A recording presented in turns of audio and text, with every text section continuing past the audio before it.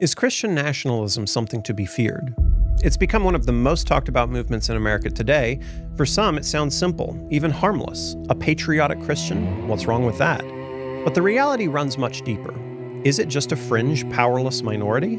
You actually don't need like a majority support of the population. You just need a strong-willed minority. And then that ruling class can shape the imagination of the majority.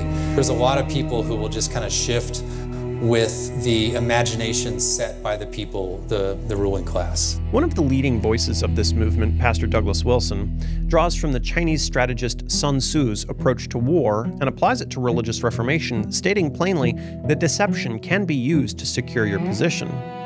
This is an interesting postulate from a group that openly insists civil government should enforce all 10 of the 10 commandments, including, of course, thou shalt not bear false witness. All the 10 commandments must be legislated. At its core, Christian nationalism isn't merely about values, it's about power, with the ecclesiastical authority working hand in hand with the political authority. And while not every politician would identify as a Christian nationalist, some are echoing the same themes. Could this give the movement political momentum and a cover? You're the people that I want to hear from. That's why we go to church on Sundays, that you should be the most powerful people on earth. They say separation between church and state, they told me. I said, all right, let's forget about that for one time. We're bringing religion back to our country. Its leaders envision a society where their interpretation of Christianity defines public law, culture, and even personal freedoms.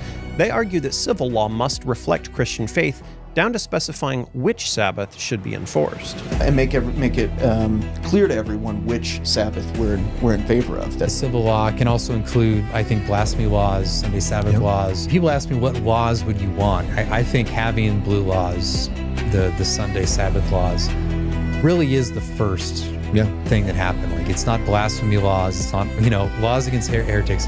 Our guest today is Dr. Jared Longshore, Associate Pastor at the Christ Church in Moscow, Idaho, alongside founder and senior pastor Douglas Wilson.